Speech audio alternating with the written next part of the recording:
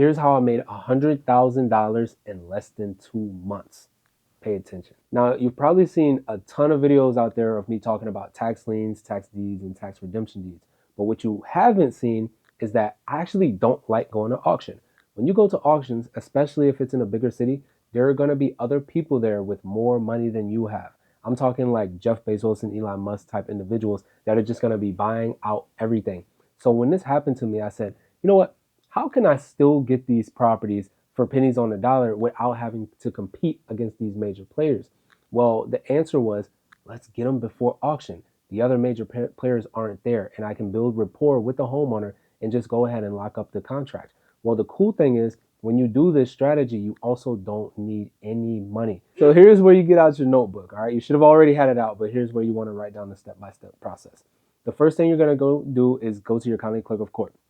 When you go to the county clerk of court website, you're looking for the tax sale stuff, tax deeds, tax delinquency, tax liens, redemption deeds, whatever it is that you can find. If you can't find it, call them up, ask them, hey, what happens when people don't pay their property taxes here? Is there a way that I can get these properties? They will let you know. Now, once you get that list, you will take that list and you have to start doing your due diligence on these properties. So you're going to skim through that list and you're going to look for the ones that cost very little, right? Opening bid super low, but you also want to see value. You want to see the market value. So we're going to be checking comps. So to give you an example, you see an opening bid of $3,000, but you see a house there that's valued at $60,000 when you go and check your comps on Zillow, right? Not the Zestimate, literally looking to see what other properties sold for. So you see you see $3,000 opening bid, but house worth $60,000. Can you start seeing the profit there?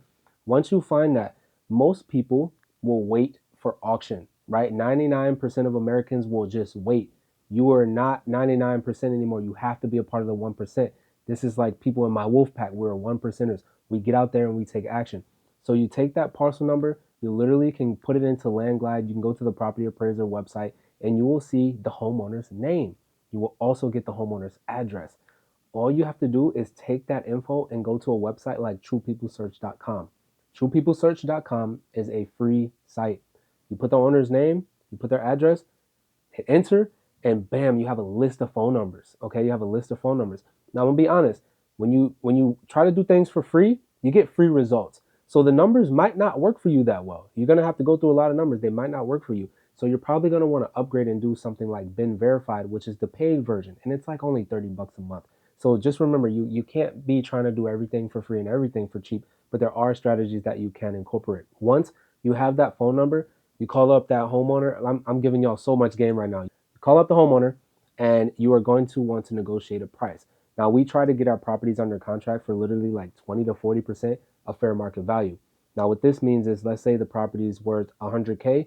Well, we might be trying to start our offer at 20,000. All right, 20,000. We may be willing to negotiate all the way up to 40 or $50,000. Once we do this, we have a plan, we have a price. The homeowner agrees. We get the purchase and sale agreement signed. Now, keep in mind that this individual will have a tax lien on their property. Okay, they owe some money. This is where you want to give. I'm giving you so much sauce right now. I don't think y'all understand. This is where you always want to give. The contract can go both ways, right? The homeowner can pay their taxes out of their profit on the sale, or it sounds so much better to say it this way, you handle it for them, right? And you can account for that in your fee. Hey, I'm going to give you $20,000 for your property, but I'm also going to pay your tax lien for you, right? And then here's where I actually include other things that I know that they're not thinking about, but other things that I can offer them to help out. So I'm going to handle this tax lien for you, but I'm also going to handle any other liens that might pop up. And this could be thousands of dollars. Well, what do you mean other liens, Mr. Tax Deed Wolf? Well, a lot of times people aren't paying the lien, but they're also not cutting the grass and stuff like that. And in their head, I already know they haven't been cutting the grass, but now I let them know. So when people aren't cutting their grass, we can have municipal liens such as lot clearance liens. And this can literally rack up over 2 years. If you're not paying, guess who's paying? The county. And they want all that money back, right? When you're planting all these psychological seeds in their head, then it sounds so much better, like you're giving them something. Now, little do they know, you're going to do a title search on this stuff, so you'll know exactly what's there. But it's awesome just to tell them that you're going to handle all that, right? You're just eliminating stress. In the real estate world, you're a problem solver.